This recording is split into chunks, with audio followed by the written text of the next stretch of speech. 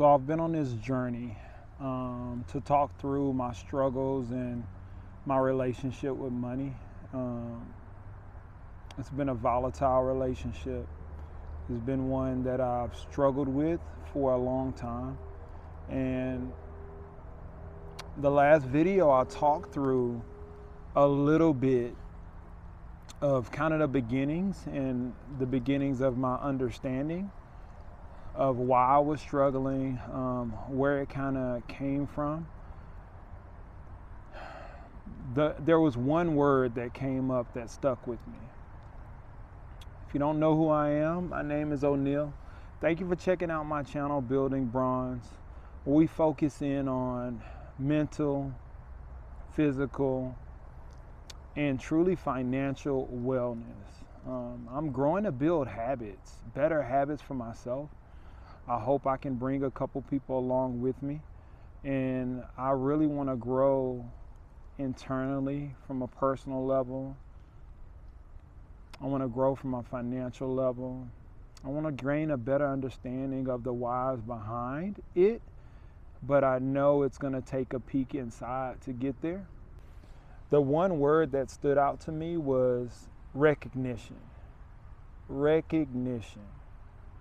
The awareness, the realization, right? So once I realized and once I was aware that money and I had a bad relationship,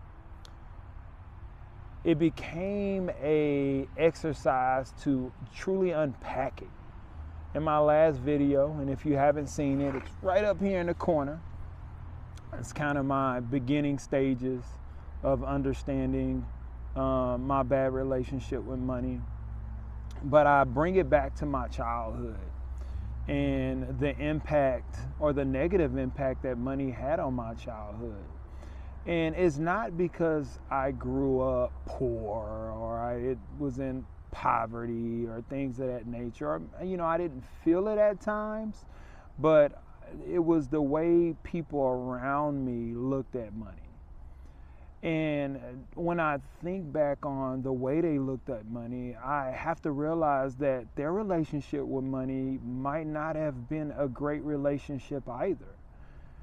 You got to understand that, especially for minorities, for people, that have had a rough background, that family doesn't come from generational wealth, like anybody. You could be black, you could be Hispanic, you could be Caucasian. It doesn't matter. There's a lot of us that don't come from a background where people looked at money as a tool. And in the last video, I talked about that specifically, is that like money to me, like someone with the knowledge will look at it as a tool that could be sharpened. Like it was a tool that could be mended. It's a tool that you could do something with positive, and it wasn't going to be a struggle to make that happen. For me, it was totally different. Like when I heard about money was more